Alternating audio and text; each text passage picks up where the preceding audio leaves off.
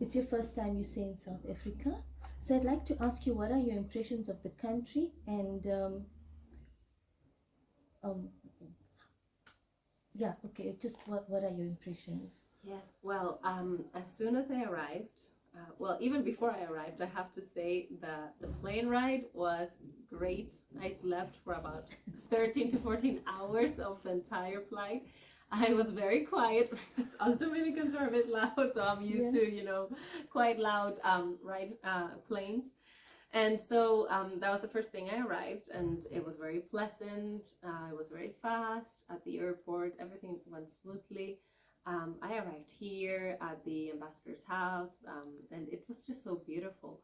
Yesterday we had a bit of a trip to Johannesburg, and so I got to see a little bit of that city. Also, yesterday we had a great time at the Cliptown Youth Program. So I was playing for the children there, and it was wonderful, really, to see their faces full of joy and so much happiness. And they maybe are in such a need, and they look more happy than many people. So for me, it was invigorating. And then, of course, to see the infrastructure of the city was amazing. So I was just so excited and glad to be here. Okay, thank you. Um, your musical journey is truly inspiring. I've read some of what you've done. When did you first discover your passion for music, and what drew you to the violin in particular? And were there any defining moments or mentors in your early career that shaped the artist you are today? For sure, I would say, first of all, as a Christian that I am, God has really opened doors that seemed impossible, and likewise has shut doors that are not maybe for me. So it has been a journey of accepting and being thankful through everything, through whatever we think is good and whatever we think may not be so good, and making the best out of every experience. And also, of course, trying to play at my best, trying to perfect my craft every day with the practice. But of course, I have a lot of people to thank. In Dominican Republic, pretty much everybody supported me there. All the maestros, the orchestras, and even throughout the last 4 or 5 presidents ever since I was 11 have invited me to the National Palace, and it's just been a real honor. I've been very blessed, and of course, my mother has been a beacon of strength in my life, in my career, and really truly inspirational. And of course, the theme for tomorrow's concert is non-violence against women. And I just have to say that women in my life, my grandmother, my mother, and my sister, have just been truly supportive in this journey. So you say you started playing when you were 11, or was it earlier than that? I started playing when I was 5. Okay. But when I was 11, there was a milestone. Like you were asking, I was invited to perform as a soloist with the Dominican Symphony Orchestra, which was a huge deal because I became, by God's grace, the youngest to play as a soloist with that orchestra. And after that, other doors started to open, and I auditioned the Yehudi Menuhin School in London, in the UK. And I got accepted at age 13, becoming the first Latina to have been attended the school, and then carried on to the Royal College of Music with a full scholarship by them, which was a huge deal. To me, as an international student, the fees tend to be very high, and so for me that was a huge blessing. And then after that, in 2013, I started upon graduating, I started doing the concerts and the world tours, and it's just been so beautiful to have been able to play by now at the Berlin Philharmonic, Carnegie Hall quite a few times, the Victoria Hall in Switzerland, and now here at the Matthews Hall at UNISA. So for me, it's a dream come true, and I'd like to thank, of course, the UNISA Music Foundation, Director Thomas, and the Johannesburg Philharmonic for hosting us. It's been really wonderful. Okay, good. You touched on as a woman, so I'd like to ask you, what challenges have you faced as a violinist, as a woman from the Dominican Republic on the global music stage, and how did you overcome them, and have they taught you any lessons? Well, my mother taught me to focus really on the good and constructive criticism. Whenever any type of criticism comes, if it's bad, I try not to make much of it. If it's good, I try not to make much of it either. So I just try to stay as neutral as possible, because I know that if there's anything good in me, it was put by God, and I must steward it and nurture that gift to make it the best possible. And yeah, that's pretty much what I think. Okay. I think you've answered this already in your musical journey. Um, what has impacted you personally and professionally, and what values or experiences do you hold dear because of your musical career? Well, for me, music is the universal language. I mean, it can really connect people, no matter what language they speak, no matter what social background they're from. And for me, music is a gift that was created for the worshiping of God. That's what the Bible says.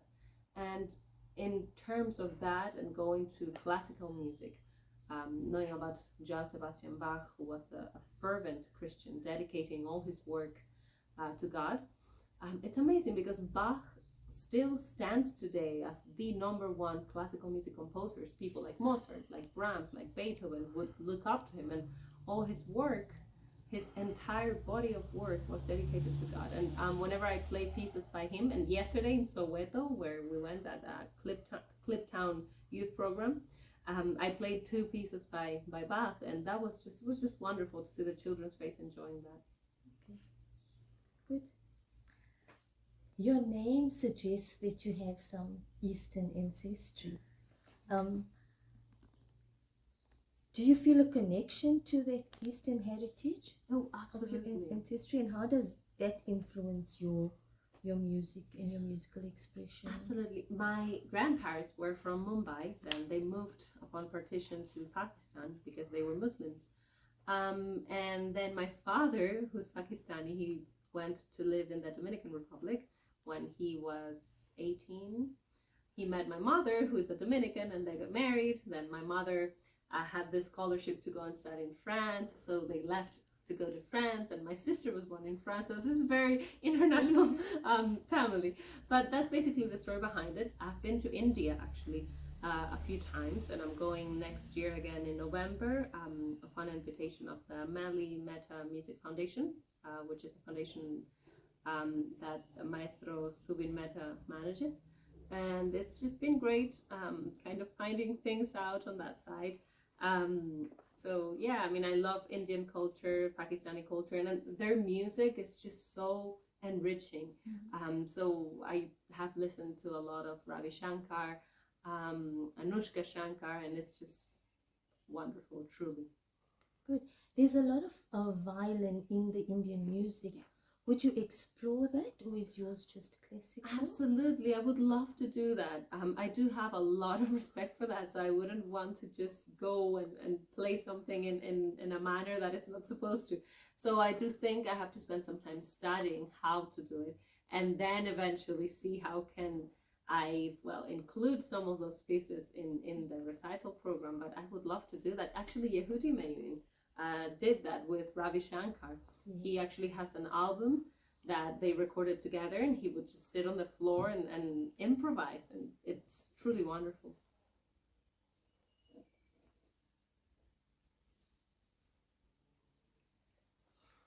Okay, so you've performed, Aisha, all over the world. Could you tell us about some of your most memorable performances and the collaborations that you've had? Yes. What stands out for you? Well, performing at the Berlin Philharmonic was incredible. It was at the recital hall, and of course at the big hall in Carnegie Hall in New York. I've performed in all three auditoriums of the Carnegie Hall, but the big one was a huge deal to me. And I remember though, like finishing the concert and thinking, is this really it? Like, when I compare it to the joy of like seeing my children laugh, it's nothing. Like, of course I love playing, and I am so thankful to be able to have this career. But when you juxtapose those two things, you're like, wow, I really have to make sure my perspective on life is truly giving the importance to what really is important. So For me, yes, of course, I love playing, and it's been wonderful playing in those places and for people like Gustavo Dudamel and Subin Mehta. But my family has captured my heart for sure. Okay, that's so beautiful. Thank you. So you've already spoke about how music has the power to connect people across cultures. You've spoken about India and Africa, and so um, is there anything you'd like to add there about building bridges between the diverse audiences? Absolutely. You know, I have been invited by the Wigmore Hall in London to actually make my debut there. It's a very prestigious theatre in not only in London in the UK, but in the whole of Europe. And the entire program I am playing is from African composers of the diaspora. So there's Coleridge Taylor, William Grant, Florence Price, and Wynton Marsalis, who is actually the only one that's still alive. But they asked me to do this program, and it's been great because my last album, called Heritage, included, of course, a piece by African composer Coleridge Taylor, who actually did study at the Royal College of Music back in the 1800s. And because of that album, I got invited to do this recital program in Wigmore Hall. And of course, in Dominican Republic, our idiosyncrasy and our racial background comes, of course, from Spanish and the Indian Aborigines, but of course Africans too. And I do feel that connection, and to be able to be an artist, as you said, that is hoping to burn bridges between those classified things, if you will. It's been an honor, truly. Okay, good. You also said that you were in Cape Town and you played for these youngsters, and youngsters seem to capture your heart.